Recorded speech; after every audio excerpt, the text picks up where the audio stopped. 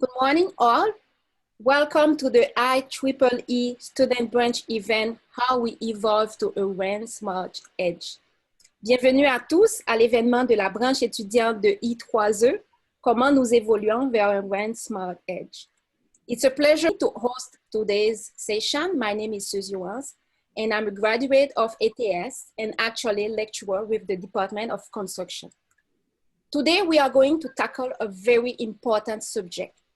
We know that there are significant changes taking place in radio access network and at the edge of telecom networks with so many ways to implement 5G or deploy scenarios. What can we gain with a WAN Smart Edge? What is the technology behind? What do we stand now? Où en sommes-nous? And my special question will be, is really that simple? Est-ce vraiment si simple?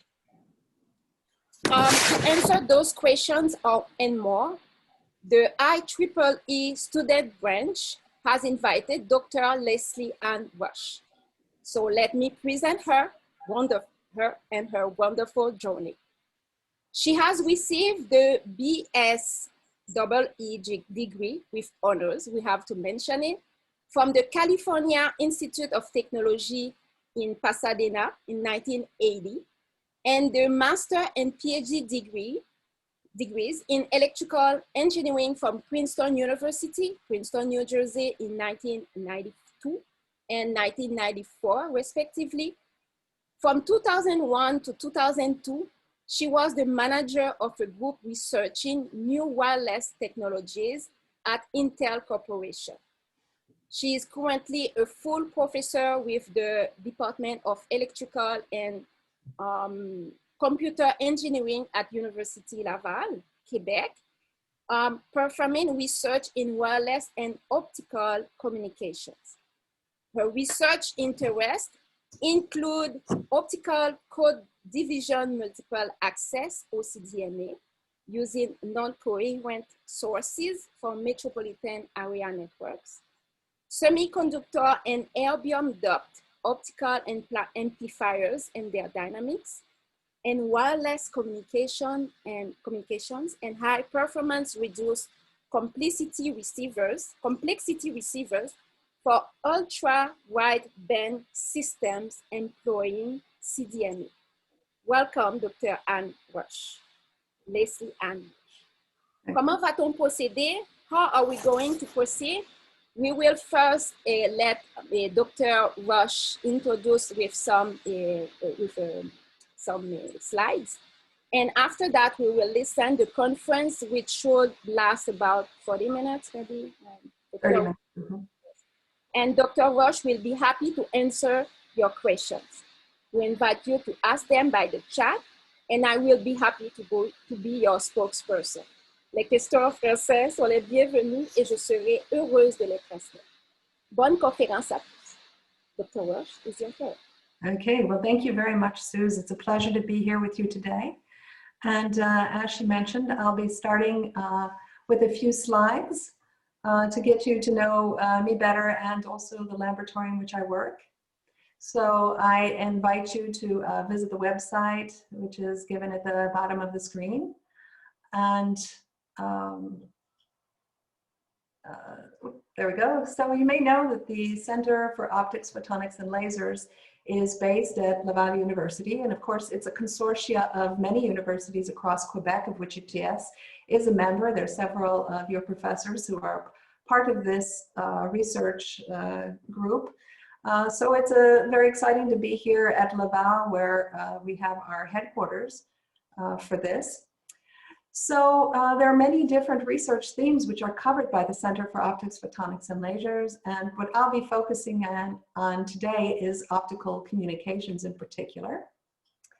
At Laval University, we have a building, the Pavilion for Optics and Photonics, which is dedicated to all activities, research activities related to optics and photonics. It's a very nice facility. It was the first one designed in Canada strictly for this purpose. And our spaces are adapted to our research. So for instance, all the laboratory facilities are clean room facilities. And also all of the offices for professors across different groups. For instance, chemistry professors, electrical engineering professors, physics professors, were all brought together into this building with our graduate students so that we can have more collaboration and more interactions by having us co-located. So there's many different ways of measuring our production, but we have here some statistics. They're a little out of date, but anyway, we have many research chairs, good funding, a large number of graduate students, and just in general, a lot of activity, and a lot of commercialization activities as well with spin-off companies and patents. We're one of the largest research groups at Laval for generating companies and patents. We have a lot of major facilities that we can bring to, that are located in this building and that we can share across all of the professors in COPL, both at Laval and elsewhere. And in particular, of course, I'll be talking about optical communications and our focus on different topics in optical communications. So the core of the Optical Communications Laboratory at Laval, you see here I am, and with my colleagues Sophie Rochelle and Wei Shi, we all hold Canada Research Chairs. We also have a very fruitful collaboration with Younes Messedek, a professor who is a Canada Excellence Research Chair, who is a specialist in glass and fibers. And so we work with him in designing fibers for optical communications. And most recently, we have a new professor who's joined us really just this last month, Ming Zhang, who is going to be also a member of the Optical Communications Laboratory.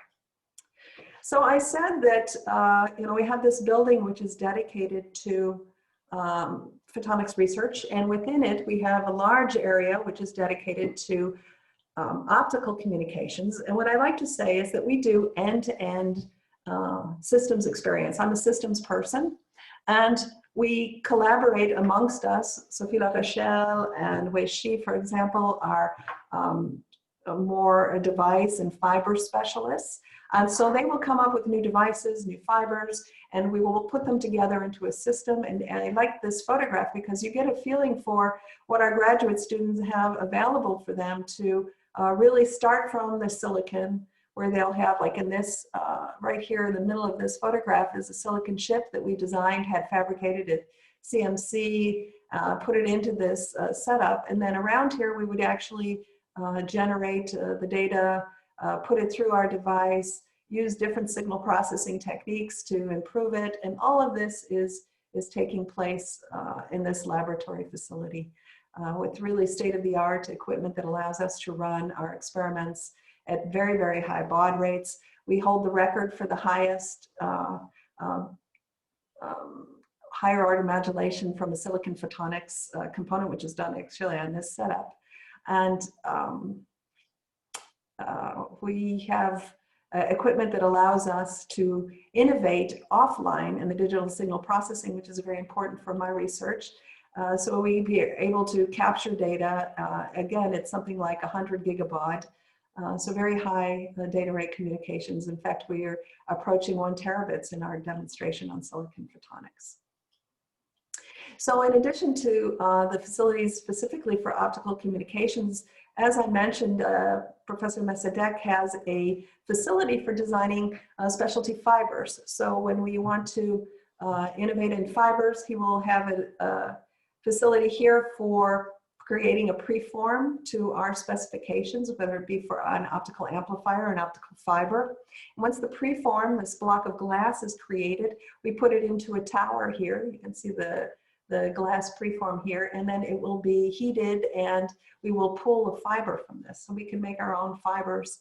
And I know that Bora-Ang at UTS has been using some fibers created on this facility in his research. So in particular, my interests are in, well, in some broad areas. Coherent detection, certainly very important in the evolution of optical communications. And I'm looking at different kinds of coding and constellation optimizations for coherent detection in optics specifically. and the DSP for different kinds of impairments. What you're going to hear about today is my activity on radio over fiber, so I won't talk about it now because you're going to get a whole lecture about an invited talk I gave in September on this subject. We also are very active in space division multiplexing, and so this is a way where we can take a single optical fiber and in a specially designed core in this fiber to propagate orbital angular momentum modes in order to have multiple channels in parallel in order to increase the capacity and physical density of signals in optics. And of course, my collaborators, they work heavily in silicon photonics, and I like looking at the systems optimization and modeling for that silicon photonics work. Another way of looking at, that was a list of all my interests, and this is taking all of my publications and just looking at sort of the keywords that pop out, and gives you, I think, a feel for different interests I have. So I will just briefly go over my CV because I think I have a somewhat unusual background, things that I did, and I just like to share with students especially that, you know, there's not just one career path, there are many career paths, and find the one that works for you. So I did get my bachelor's degree in 1980 from Caltech, and then I went out and I went into the job market for another 10 years. In fact, in my case, I worked for the Department of Defense. I was a communications engineer for them for 10 years. And after 10 years, I decided I really wanted to go back and refresh my education. I went back to Princeton, ended up getting a PhD, and from there joined Laval University as a professor. But for a couple of years, I thought it'd be interesting to see what it was like working in an industry, because I'd worked in academia, I'd worked in government, but I hadn't worked in industry. And so I went for a couple of years in Intel Labs, which was a very good experience.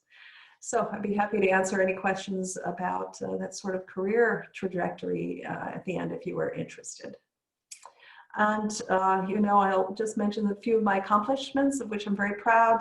You know, fellow of the Optical Society of America and the IEEE. I've been recognized by IEEE Canada for my mentoring of students and also for my contributions to telecommunications. I've been very active in the IEEE Photonics Society. I served as the Board of Governor, and I'm just finishing up a term now as the Vice President for Technical Affairs. I've also worked a little bit in journals. I've been an associate editor for the Journal of Optical Communications and Networking and Communications Letters. And of course, you know, my greatest reward in working in academia and working in research is really working with students. And I like to put a great focus on supervising and mentoring my students, and this has been recognized both at the provincial and the university level. So that is the end of my introduction before the talk.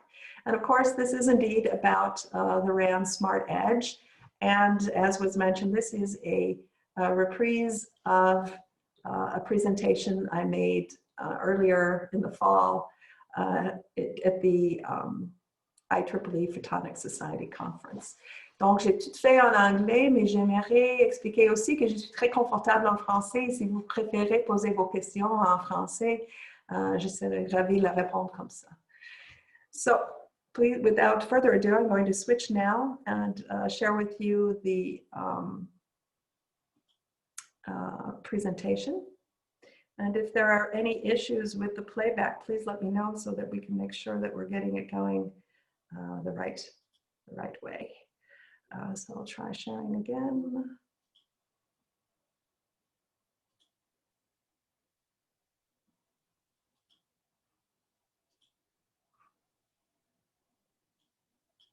Université Laval, Laval University in Quebec City, Quebec, Canada, where I work within the Center for Optics, Photonics, and Lasers, and in particular in the Optical Communications Laboratory. I'd like to thank the organizers of the conference for giving me the opportunity today to talk to you about research in silicon photonics for 5G communications. I'd like to begin by acknowledging my co-authors, Sun Guan, my postdoc, Mingliang Liu, my PhD student, and my collaborator, Professor Wei Shi.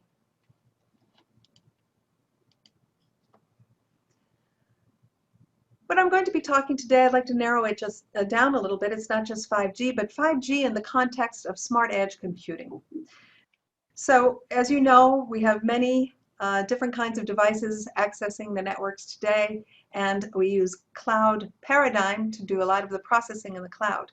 However, there are some applications for which the latency is too great when we go to distant cloud processing centers. And because of that, there's been introduced this concept of having an edge of the network, so a location, physical location close to the devices that are accessing the network. And in order to take advantage, to enable the low latency applications, we would move some computing processing to the edge of this network.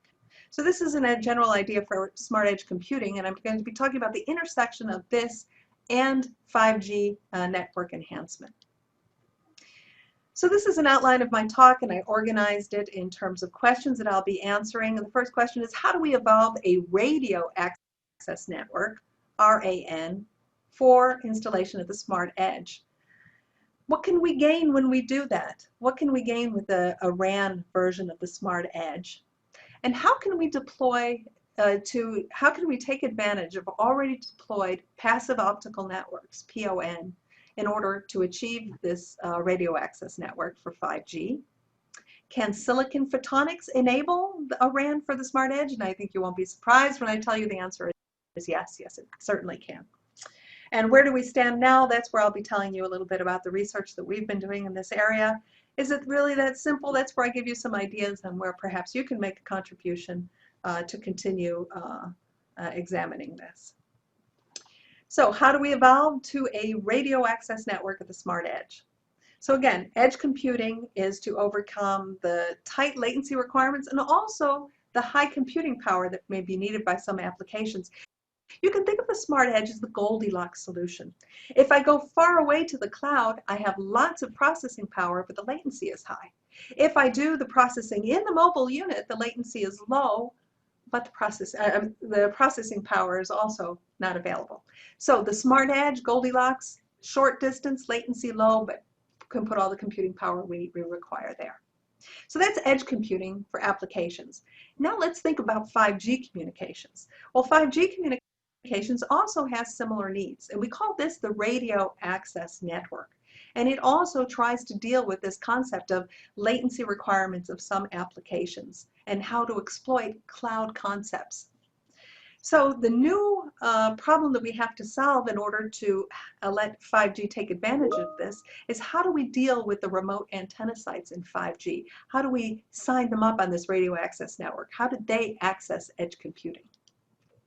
So let's start with just like what goes on when there is a 5G system with no radio access network. In this case, we have an antenna here.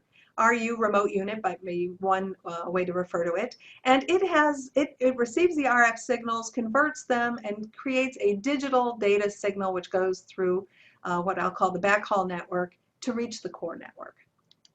Now, logically, we can think of all the processing that's done at the antenna site, and physically we can move some things away from the physical antenna at the top of the tower, put some things at the bottom of the tower. For instance, we can do the DSP and the distributed unit.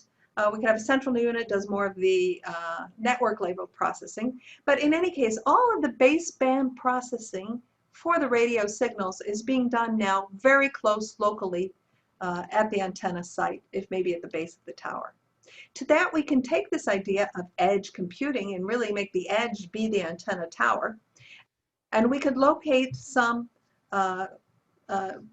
computing power right there at the edge in this case being right at the antenna tower. And in this case, we have no latency issues, nothing I call bandwidth issues. Everything is taking place locally. Problem is, this is a great solution without a RAN, but it has very complex hardware at each one of the antenna sites. And the antenna sites might be not so interesting a place to put all this complexity. But even more important is there's no radio frequency coordination among different towers. One of the keys to 5G attaining the advances that they make in performance and in coverage and in speed is by exploiting coordination among towers, and that simply isn't possible without a radio access network. So we have this idea of smart edge. Okay, why don't I pull some of that processing away from the actual antenna site and put it in this smart edge, which really already exists because I have this multi-axis edge computing here already at this smart edge. So I'll pull some of the 5G work and I'll put it there. So the distributed unit still stays at the base of the antenna tower. So all baseband processing is still local. It's going on in this distributed unit. The computing power, as I said, is located at the smart edge, and so I take advantage of that physical location to be able to put some computing processing in the central unit in a pool to service what are multiple RF antenna units. So you think, oh, that's good. Now all my antennas are talking together. Well, not quite, because it's the distributed unit that handles the DSP processing. And therefore, the CU, the pool here, well, I guess I should back up a little bit. First of all, latency requirements are being met because we're at the smart edge and we're close. Because this distributed unit is doing all the DSP processing, as I mentioned, there are no bandwidth issues. There's no bandwidth expansion, and there's this mid-haul that I say is easy to do. The problem is that there's really no RF coordination. By the time these antennas get all of their signals that come to the central unit, I'm doing network level coordination, but I'm still not doing any RF level coordination because these distributed units are doing all the DSP. So this is the radio access network at the smart edge. So now what has changed? Now the distributed unit is actually located at the smart edge. And I've added a unit called the comp unit, and this is the unit that's responsible for the coordination of the RF signaling above the RU, the remote units. And something new I've introduced is something called the front haul, because now this part of the network has to carry RF signals, which hasn't been the case in any of the previous slides. So now I have to be able to carry RF signals in order to feed this comp unit, which is going to do the RF coordination. So RF coordination here at the comp. Latency requirements are met because we have this smart edge. And what's really great is there's no complex hardware here at the remote site, at the remote unit. This is just very, very simple processing. So what have we gained by moving to the smart edge? Well, we already have this idea of edge computing. We've got this multi-axis edge computing for apps. And now we've got the digital signal processing for the 5G also taking place in this edge computing environment. This allows us to achieve network densification. That means that we can have very dense picocells because each one of the units doesn't cost too much. And this will allow better coverage to increase 5G performance. And that comp unit I talked about, the real name is cooperative multipoint, and this allows the coordination at the RF level, which allows us to reduce the intracell and intercell interference, to enhance signal quality, and to just make everything work better for 5G. So what goes wrong when I move to this radio access network at the smart edge? And that's what I call bandwidth issues. So now that my optical fiber here has to carry radio signals, if I do a conversion from analog to digital, I will have a big expansion in the required bandwidth. And that has been a big challenge in moving to radio access networks. So what is our proposed solution? Well, we're going to overcome bandwidth limitations in the front haul by using analog radio over fiber, or ROF. This is to replace the common wisdom, which uses digital CPRI, or the Common Public Radio Interface. So instead of converting our RF signals to digital, having them require much more bandwidth, we keep analog radio over fiber, which keeps the remote units very simple, maybe even simpler than the CPRI solution, but at least no more complex. Another way to achieve this front haul of radio access networks in a cost-effective way is to exploit passive optical network infrastructure which already exists and to overlay our signals as a heterogeneous service in addition to the services already delivered on the passive optical network. So there is spectra available at the PON and the deployed fiber is already in place. So how is it that we exploit a PON for radio access network? Well, let's look at a PON.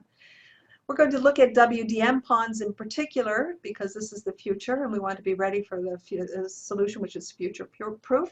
So we have a central office which creates multiple wavelengths, signals. They're all combined, they go over a single feeder fiber.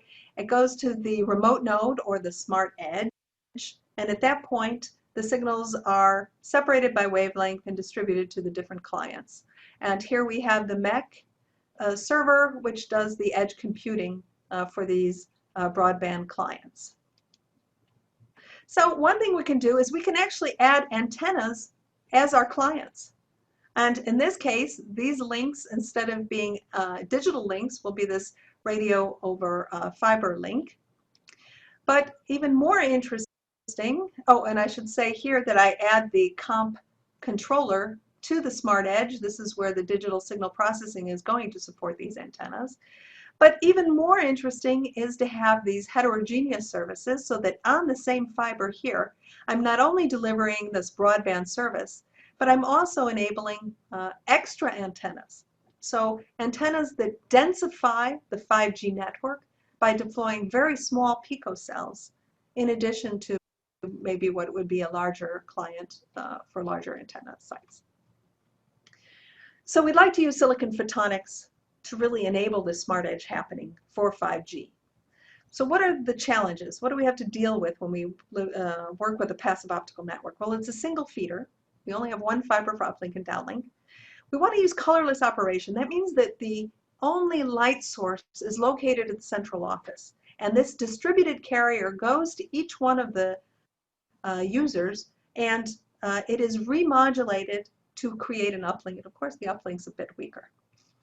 We also have, for this overlay I'm talking about, to think about the coexistence of these digital transmissions with this analog radio over fiber. And how are we going to do that? Well, first of all, silicon photonics is a great cost-effective solution. So we want to work with WDM networks. We want to be able to scale silicon or just an integrated solution is going to do that better.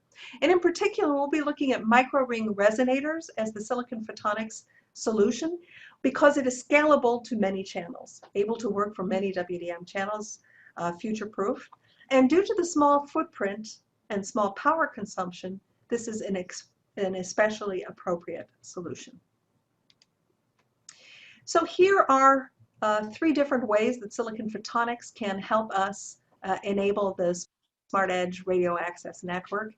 I divide the network into three locations. There's the central office, there's the smart edge of the network, and there's the customer premises or optical network unit, ONU hardware. So at the central office, we have we can use micro-ring modulators in order to modulate data for each one of the broadband users in the PON. At the smart edge, well, at this point, this is where we add on our radio over fiber signals onto the already existing broadband signals. And then at the ONU, well, we have to separate all these disparate signals and receive them efficiently. So let's start at the central office. At the central office, we have a cascade of micro-ring modulators. We see them here in a Mach-Zehnder configuration so that they can provide complex modulation in an IQ modulation.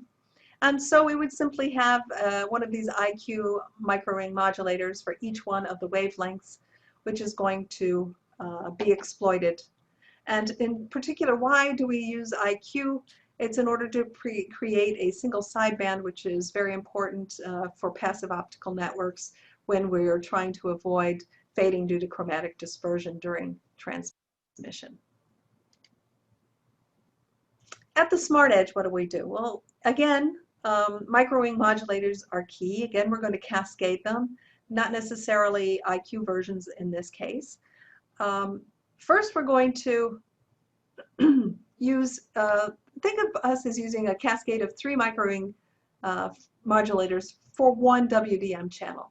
The role of the first microwave is to create subcarriers. So I create from a WDM main carrier 2 side subcarriers, and then the other 2 microwave modulators modulate onto these subcarriers and can be locked to a single wavelength here. And we could use either a baseband or a RF carrier modulation onto these subcarriers. And then all of these signals are passed on to the network, both the broadband, which is still there, and the analog radio over fiber, which we have added on using this cascade of microwave modulators. At the customer premises, what do? Well, first of all, we need another microwave modulator for the uplink and an IQ modulator. We also have to detect both digital and radio over fiber signals. So we're going to use the micro-ring resonators for filtering and dropping signals, and we're going to use the micro-ring modulator for the uplink portion. So for instance, we would have one micro-ring resonator would drop a radio over fiber signal, then the next one perhaps, well, the first one would do, sorry, the broadband signal, the next one would do a analog radio over fiber signal, and the last one would drop another one. And finally, as it gets through this cascade of microwave resonators, when it gets to the microwave modulator, there will only be the residual carrier left, which is remodulated and sent back out. So we need multiple rings just so we can cover multiple signals, and all of this can be fully integrated in silicon. And a sort of useful outcome of the fact that the network itself does not want to deploy optical sources at the ONU. It wants to keep the inventory and complexity down and uses instead a distributed source. Well, that's just great for silicon photonics, for which creating light is difficult, but it's not necessary in this application. So I said that I would come to where do we stand now? So what's the research that we've been doing? So we've done some demonstrations for the Smart Edge. We did a microwave modulator layout. We fabricated the chip, and in our Clio 2020 paper, the reference is here. You'll be able to learn more in detail about these results. You can see here a photograph of the fabricated chip, where we have multiple microwave modulators for the demonstration. So this was the experiment that we ran. We generated our digital signal as if it was coming from the central office, and then we have our microwave modulator cascaded chip here, where we're adding on the radio over fiber signals. So we have a clock source that creates the subcarriers, and then we have a digital data log converter, or a arbitrary waveform generator that generates our analog radio over fiber signals and puts them on the signal. From that, we go into just to have test equipment that recreates the ONU. We're just testing in this part the Smart Edge version. And so here we have a snapshot of the spectra that we created from our Smart Edge chip. If you look at this box in green, that sets out the area for the broadband services. And we have our main carrier here, and then we can see here the wideband signal, and we chose to do OFDM. We could have done Nyquist QAM, we could have done PAM on a carrier, but we chose to do OFDM. And these are the signals to which we're going to add our radio over fiber. So over here is the second WDM channel, and you can see we have space in this case to create some new subcarriers, and on the subcarrier here we have a baseband radio over fiber signal, and here is a ROF signal on a 3 gigahertz carrier. So these are the results of our transmission of all of these various signals. So we have a 5G radio over fiber signal of 5G, which was the baseband version of that, and also a couple of OFDM signals, and we can see that we can maintain good performance over both bands despite having these overlay of 2 different kinds of services. And again, I refer you to our Clio paper for more details. In terms of the customer services, now we again have designed and fabricated a subsystem to deal with the requirements at the ONU. We have again a cascade. We have micro-ring resonators, which are tunable, that allows us to tune both the central frequency and the bandwidth, that lets us pick out whether we're going to strip off a radio over fiber signal as here, or whether we're going to go for the broadband signal like we see here. And finally, there is a micro-ring modulator where we have carrier remodulation for generating the uplink. So we fabricated the chip and we demonstrated the efficiency of this solution for doing detection of these very disparate signals within one WDM slot. So here I have the experiment that we ran for the ONU. Here is a sketch again of the components, a micro-ring resonator for ROF detection, followed by one for OFDM detection, and then the micro-ring modulator to remodulate the carrier for the uplink. So here is in black is the original spectra that comes into this subsystem. There's a big carrier. In this case, I think we did 5 different radio over fiber channels on one subcarrier. And then we have the broadband signal, again an OFDM signal in this case.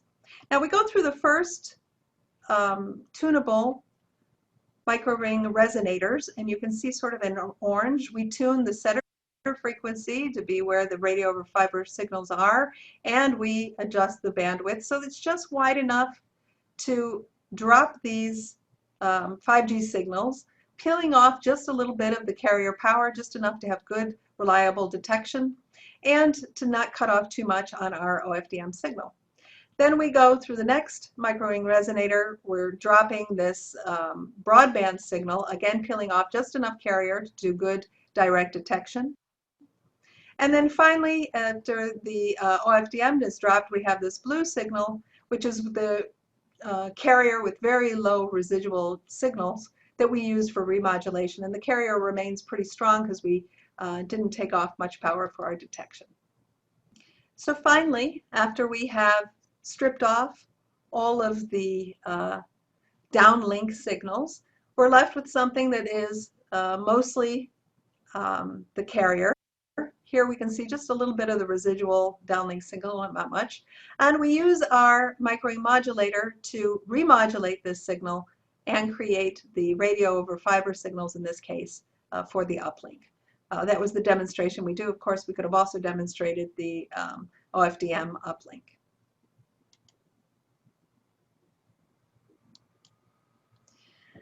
So the last part of the talk is really, is it that simple? What have I left out, and what other opportunities are there to contribute to this area? And what are the complications? Well, clearly the stability of micro-ring resonators has always been an issue. And we need demonstrations to show that the configuration we use, where we create subcarriers, which after all are slave to the master carrier, that the stability issues for these signals within one slot is very manageable. It will certainly add some complexity, but again, all this will be integrable. So nice demonstrations to show that this concept is indeed achievable. The next challenge is really in the polarization sensitivity of the silicon photonics. What we need is a polarization diverse design. What we've done in all the demonstrations so far is to align all of our signals to one polarization. So it's, hello, my name is Leslie Rusch, and I'm a professor. I guess the recording was cut off there. Sorry about that. Okay. I don't know why I got cut off, but the last part is that we have some polarization diverse solutions that we're examining, and that we believe that our proposal for Smart Edge is a way to reuse existing infrastructure in a cost-effective manner. Thank you, Dr. Rusch. We have some questions from the attendees. The first one is, how does one fiber support heterogeneous service? Okay, so I think I'll share my slides once again. Let me see if I can open up the right file. Here we go. Good. And we'll share this.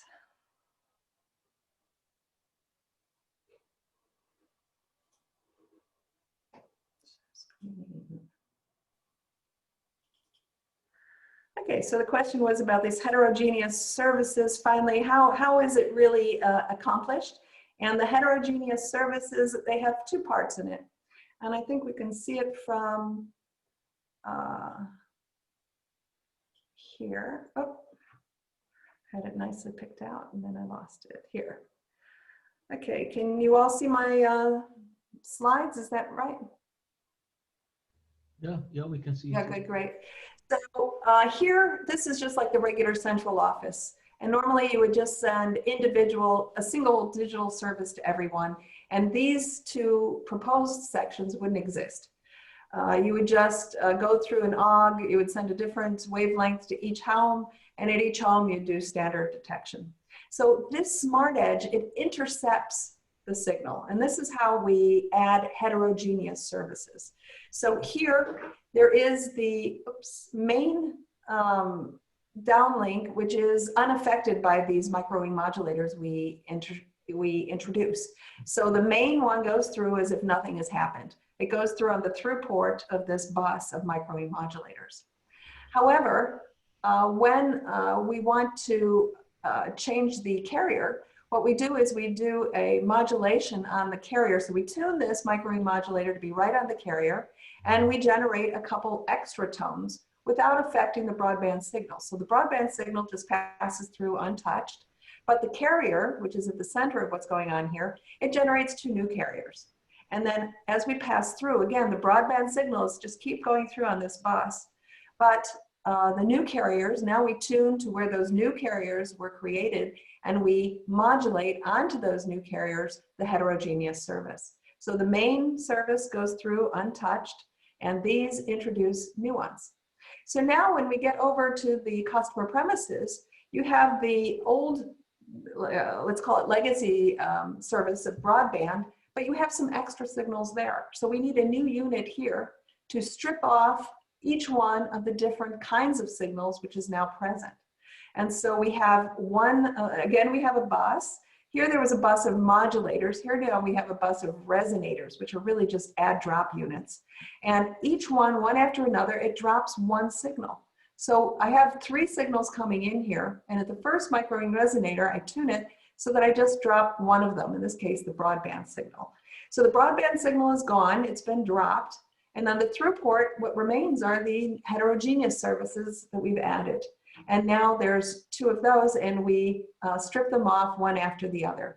And so at the end of this add drop bus, the only thing that has not been dropped is the majority of the carrier. I hope that answers that question. Yes, yes, thank you. There's another one with two levels. How different this edge front hole would be from that crane front hole? Do we, and the second level, do we place the edge computing as a separate entity outside the central office and create a mid-hole in between central office and edge computing? Yes. Okay, good. So this, CRAN, Cloud RAN, or there's many different ways that we can call it. It has different forms. This would be one CRAN possibility. So this has nothing to do with PON. It has nothing to do with overlay. It's just like, how would I use optical fiber in order to have a more effective connection of all of my radio units. And so in this case, for instance, you could have a smart edge where you have this mech is really dedicated to applications. And so the applications are getting good low latency services with cloud services here, close in where latency is not an issue. Now, in this sort of classic CRAN scenario, you would have something called mid-haul here. Backhaul is here where I get to the main internet coverage in the core network. And sometimes my users, my mobile units want to know what's going on in the internet. And so that's backhaul. That's going back here. It's purely digital. It's just like any other internet client. Here, between the tower and the smart edge, we have mid-haul because it's not really purely, get me internet access. This is sort of like get me to the services that you are providing me. And that could be edge computing or some sort of network level. And so when we're doing the communications here, all of the heavy lifting on the RF processing has already been done. And so the RF processing is done. I'm again dealing with digital data. And so we call it mid-haul because it's not quite give me access to the internet, but it's not anything like the analog signal information in the radio frequency. So that the bandwidth requirements are quite moderate. Now, if we go to, this is another very classic CRAN architecture. And in this CRAN architecture, there's no mid-haul, there's front haul and there's back haul. And in the front haul, I'm taking the RF signals and I'm taking those RF signals to a place where they can be exploited. So this comp server at the smart edge is something that needs to have the radio signal from here and the radio signal from here so that it can coordinate those two radio signals. So it can serve some mobile that's seeing a lot of interference and sort of canceling out the interference here by using information it gathered from the other antenna tower. So a whole lot of very nice signal processing going on in this comp server. But in order to do that signal processing, it has to have access to the raw radio frequency signals. And those raw radio frequency signals, those are tough to carry. So if we use the CPRI Common Public Radio Interface, it is unfortunately a somewhat bloated interface which takes the radio frequency, digitizes it, but in such a way that there's a tremendous bandwidth expansion. So that even if the RF passband is relatively narrow, by the time it gets put into the digital domain, it's blown up by a factor of 5 or 10. And so the demands on the front haul bandwidth are quite high. So what we try to do in this proposed architecture is to not take the standard CPRI digital radio over fiber approach for the front haul. So this front haul, I say it's carrying radio frequency, but it has been sampled and structured and converted so that it becomes a standard digital signal, indistinguishable from any other internet traffic, if you will. And then here at the smart edge, you have the CPRI that strips everything back and reconstructions it to an RF signal, which is passed to the comp.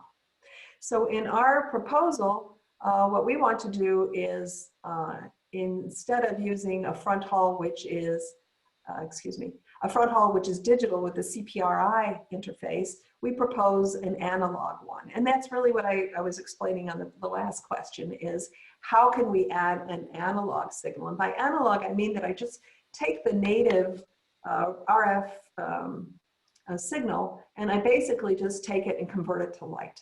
I don't sample it, digitize it, and put it into something more standard.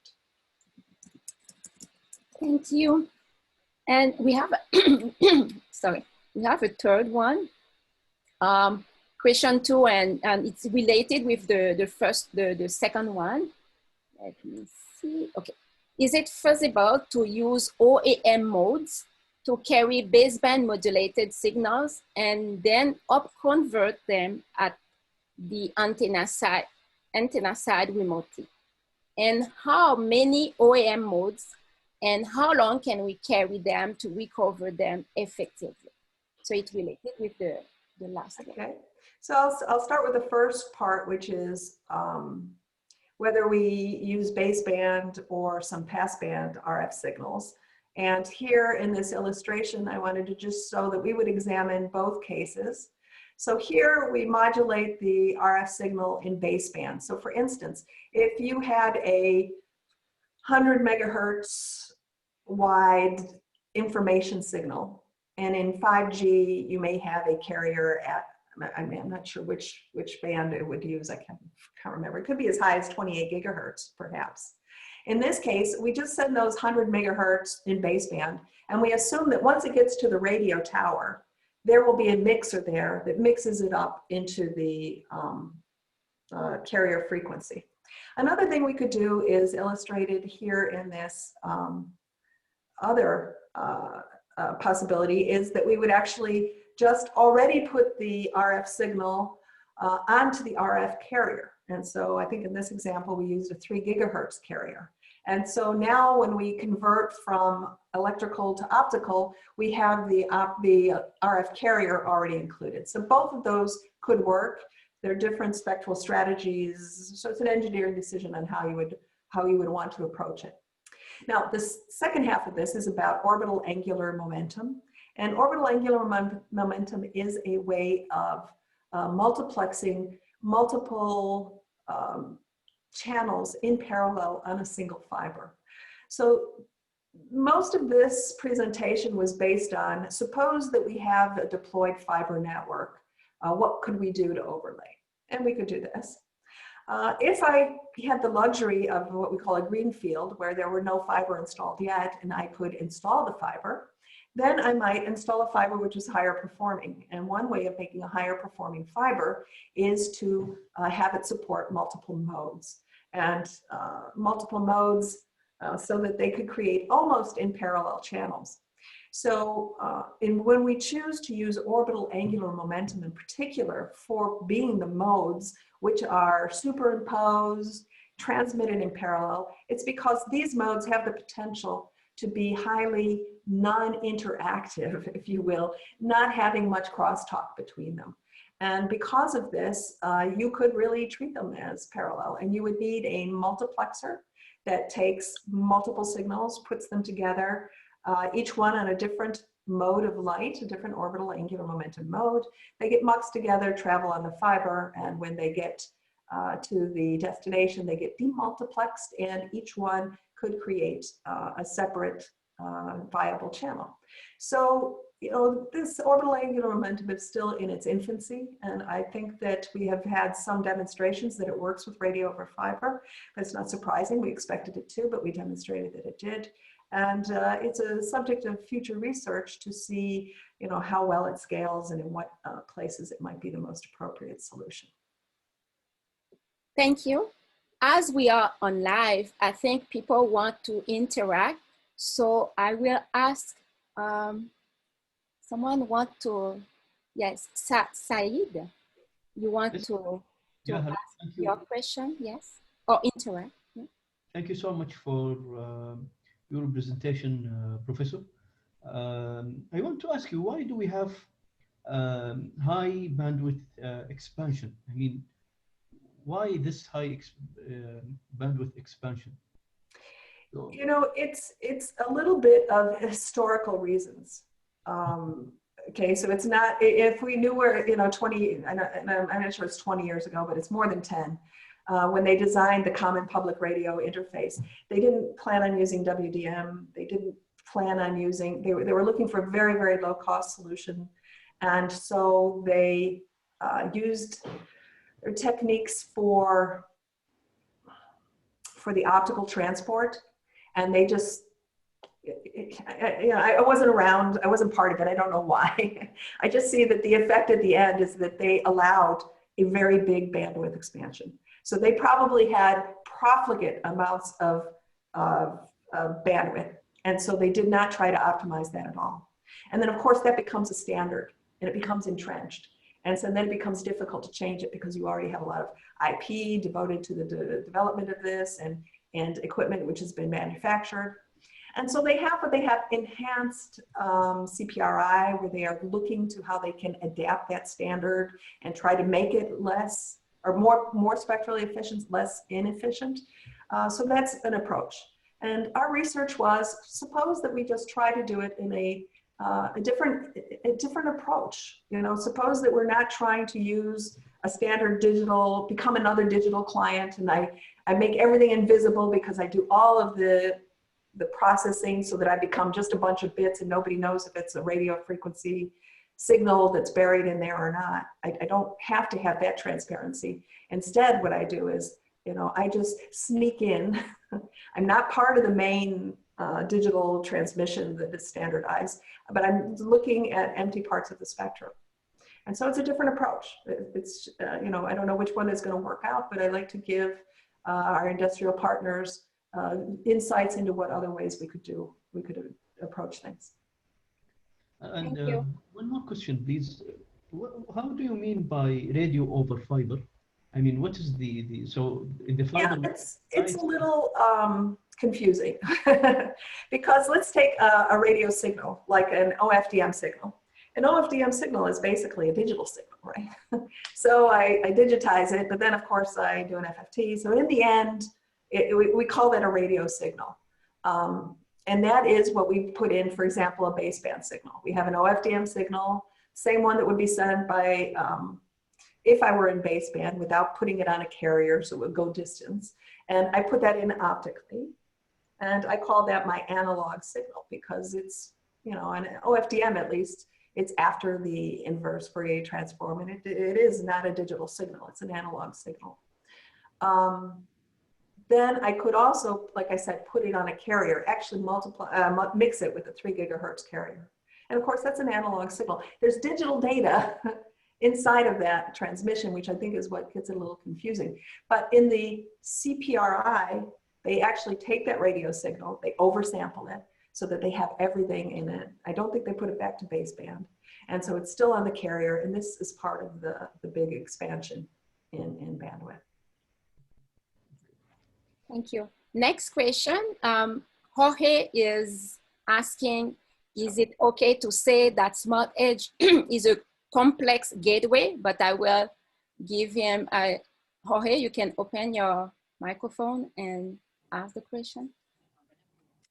Yes, hello, thank you. I would like to know if a Smart Edge, it is a set of additional nodes to control clusters of RUs, and therefore more complexity will be added to the network itself, more number of nodes to be controlled and monitored, etc.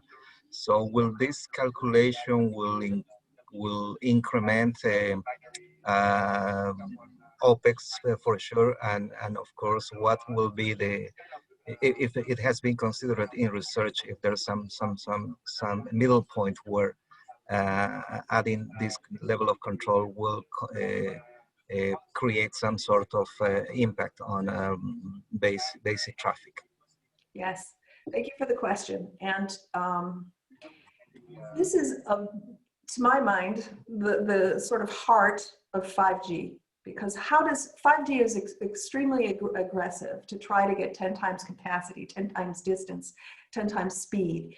All these things are very, very challenging. And so, of course, it's going to be more complex. You don't get that kind of advancement without introducing complexity. So the idea of having a cloud RAN or having a smart edge where we gather the equipment is that we hope that it is still a cost-effective approach. So you are going to have, I mean, I have baseband units already at the antenna towers under the old system. So you can think of it as I'm taking that complexity and I'm putting it into the smart edge. So it already existed, I'm just moving it. Now, because they're co-located, I can take advantage of having knowledge of what one guy was doing. It can be used and to do something smarter. Doing something smarter, I need another computer, another DSP unit that combines those two. So complexity goes up. However, you do get some statistical multiplexing gains. For instance, one antenna might not be busy and the other antenna might be very busy. And before, when it had a limited pool of DSP locally at one antenna site, it might be overloaded, it might drop, or I might have to put too much DSP at one site just to take care of when the peak happened. So by the fact that I'm pooling everything into what we call a baseband hotel, so there might actually be some cost savings there. That in the end, I might have a total pool that was maybe the same size because I'm going to take care of the fact that sometimes one is active, sometimes another is not. So all of these ideas combine to try to mitigate what you certainly well identified as the weakness of this approach is the complexity. Also, just from the cost point of view, the fact that I locate them all in one place, it makes it easier to update. And we know that updating means using commodity hardware, which gets cheaper and cheaper and cheaper, but makes higher capacity, which is very difficult to do if it's located in an antenna tower.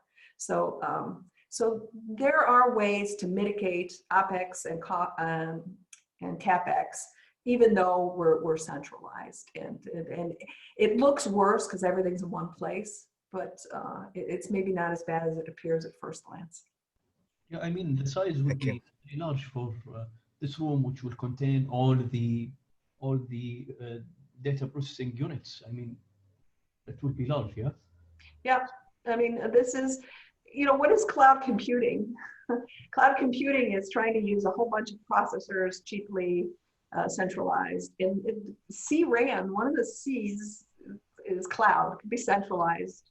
But one of them is to take this idea of cloud and try to take the learnings from that and exploit it in the radio access network. Thank you. Thank you. I have another question. Can the phone hole be achieved using radio over free space optical, what we call ROFSO communication? What are the potential challenges? Certainly you could. The idea of the smart edge is to gather together the radio frequency signals.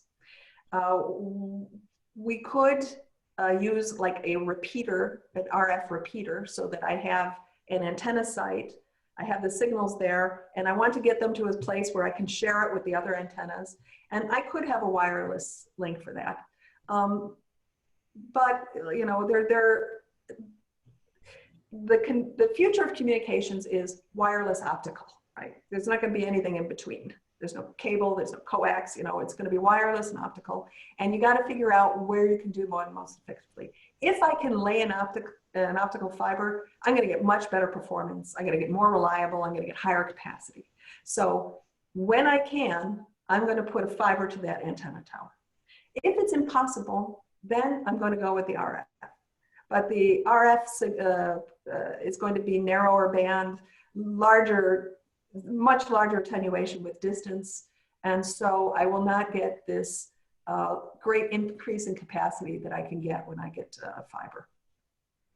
So this is not available these days, that we have an optical fiber going to the tower directly? Certainly, this is very common today, to have a very short optical fiber from the base of the tower to the top of the tower. This is not what we're talking about here. That is mostly for convenience of upgrade, so that you don't have to change the equipment, you don't have to climb up to the tower. You try to keep the equipment at the top of the tower simple, robust, and low maintenance. But now we're taking that idea and talking about centralization and the other advantages you can get. Thank you. You have mentioned in your presentation that one axis of your research is developing your own fiber. What is the advantage of doing this? That's good. I just, before I answer about the drawing our own fiber, I just wanted to say that you asked me about radio over fiber optical link free space, which I didn't answer, I just realized. That is also very good. The only problem with free space optics, bandwidth is great, but it's impaired by rain, fog, so it's not as reliable. So it's got as much bandwidth as the fiber, it's got much more attenuation, and less reliable. But now I'm going to switch gears and go back to the other question, specialty fiber. Specialty fiber is great because This spatial multiplexing is brand new. You know, like there's no deployed systems. There's only research, and there's a lot of discussion. You know, is this the way we should go? It's not clear. And so, especially in optics compared to radio frequency components. Radio frequency components are very well understood, very well modeled. We know what we're going to do before we build it. We know how it's going to act before we build it. Optics, a lot more Wild West, right? We get a lot of ideas, new materials, new techniques, but they're untried, and it's changing so fast that we don't know. Maybe our models are not able to tell us before we build it. So that's why you'll see a lot more demonstrations in optical communications than you might see in the wireless world, because you have a lot of show me it works. And so being able to build these fibers, so we can predict, you know, I can make a design and have a model and say, I think this will be a great way. And when I build it, I discovered that my model really didn't take care of it, because we've never done this before. We never made a fiber this way. We never tried to exploit it this way.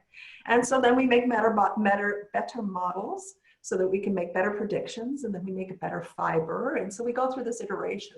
And so having the ability to build the fiber is really critical to this research. But sorry, what do you mean by spatial multiplexing? Are you going to use different modes as different channel, for example? Yes, exactly. So there are a couple of ways you can do spatial multiplexing. The one that I like to examine is having a single core in the fiber, so a single waveguide in the fiber. If I use standard fiber, the size of that waveguide is chosen so that only one mode will propagate. That's great, because then it doesn't interfere with others. It has very good performance. But what we say is, oh, now I want to try and I'm not satisfied with one transmission channel. And so I change the physical dimension of the core, the waveguide, so that I can support multiple modes. And I want to support them in a controlled way. We always had multi-mode fiber, but that was not in a controlled way, and all the modes would mix with each other and do detrimental things. And so now, you know, we're going on a new plane. We're going to try something new, and that's what that research is about.